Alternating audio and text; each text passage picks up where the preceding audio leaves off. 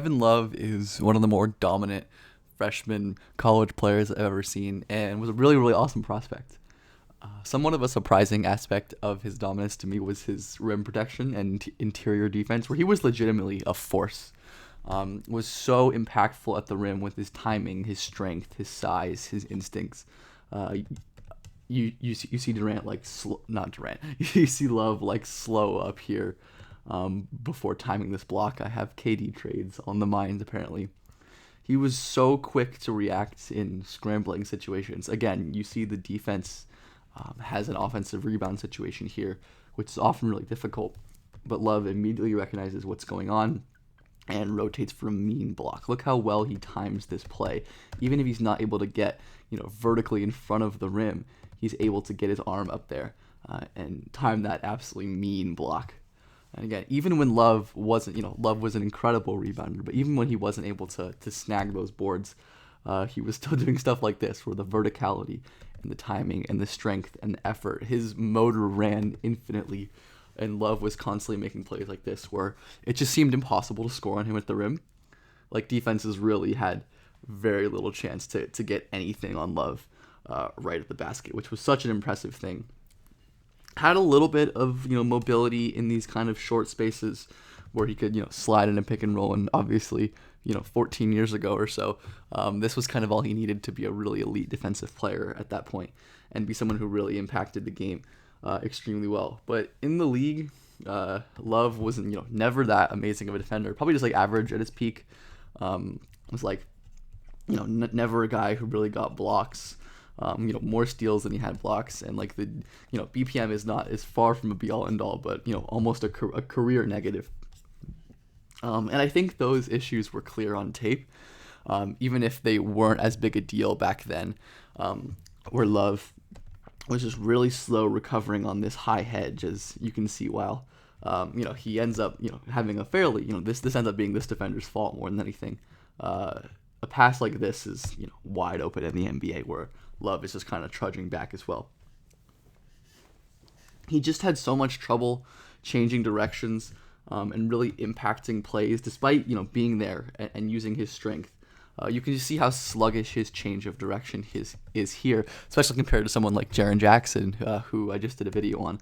Love, all that weight meant he really couldn't plant and change directions, and he was just a little bit late to plays like this. And in the NBA, being a little bit late on plays like that means being a lot late.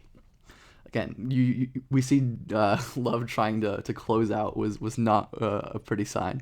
He didn't have to do it that often back then, but he would have to do this a lot as the NBA evolved to be more spacing oriented. And without the real foot speed, Love was so unable to change directions. Look how stiff his hips are, and he takes like a wide kind of looping step to try to get his hips around, and is just burned pretty easily and can't end up making a contest there.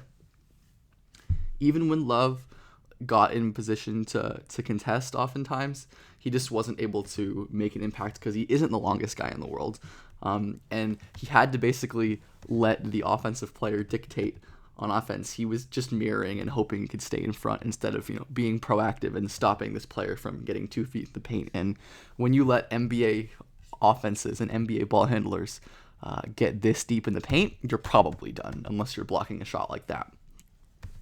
But Love's main thing was always offense, being one of the stretchiest bigs in the league, which is so fascinating because most of Love's threes in college didn't look like this. These tough, like, off-movement pumps. Most of his threes were, like, spot-up threes, basically, or, pick and pops. And Love, while he was solid in college, only shot 4.5 threes per 100, solid free throw, nothing really crazy. And I guess with this, like, level of era adjustment, it's hard to kind of project shooting because the game was so different 14 years ago, where, big men just didn't shoot like that. But obviously in the league, Love became a practitioner of really difficult movement jumpers like this. And ironically enough, was actually really good at these like tough double pump shots that we saw him do in that one clip at UCLA. But I've talked about the importance of shot making versatility inside the arc to project, shot making outside the arc. And I don't have numbers for this because we don't have numbers that far back. At least I don't have access to them. But Love was a wicked 2-point shot maker. a vicious shot maker. Always had these little like Dirk leg and tough fades and hook shots. He was really, really difficult to stop. And the tough shot making was just so impressive.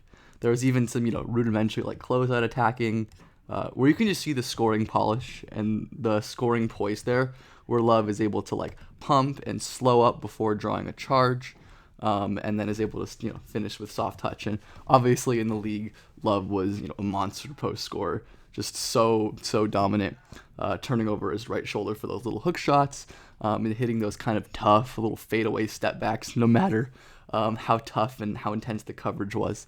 And that obviously spearheaded Love being a really dominant NBA scorer for a long time on those somewhat unfortunate Wolves teams where, he was scoring like, 26 a game in his best seasons, just, based on the awesome shooting and interior scoring and rebounding. And he was just a uniquely scalable star, someone who could command that on-ball usage in the post and in the mid-post, but also was such a monster off-ball shooter and offensive rebounder and a passer as well, which contributed to this scalability, this theoretical ability to elevate the game of himself and other stars. Where Love was, a Jokic-like outlet passer. He was really like a Jokic forefather in a lot of ways.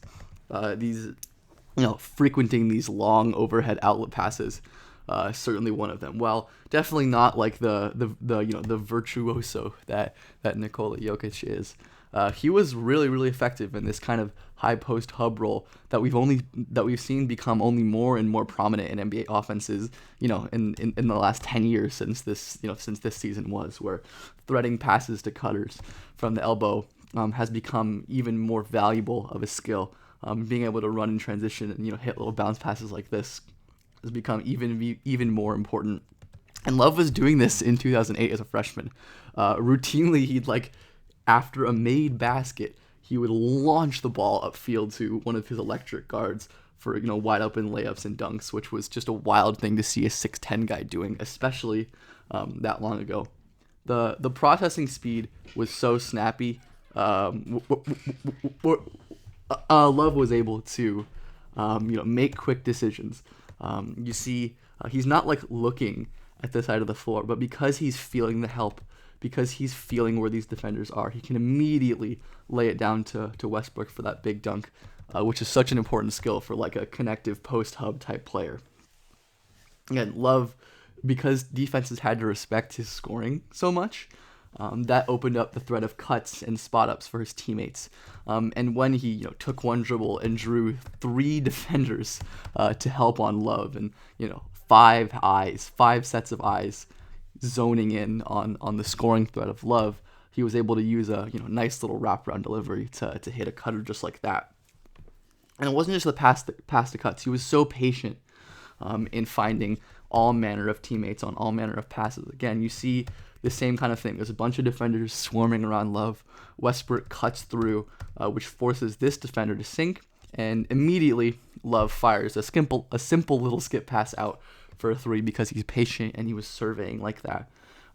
And as many young, great passers do, as I talked about, Love was willing to take risks and throw tight passes even if they didn't work.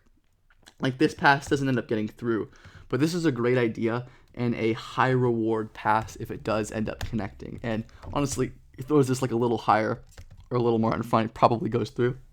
But it's a good sign for passing development, and Love did develop into a fantastic passer. But the offensive rebounding, which I didn't actually have a clip of, but he was an unbelievable rebounder, just one of the best I've ever seen with his strength and his length and his motor, just crazy rebounding numbers.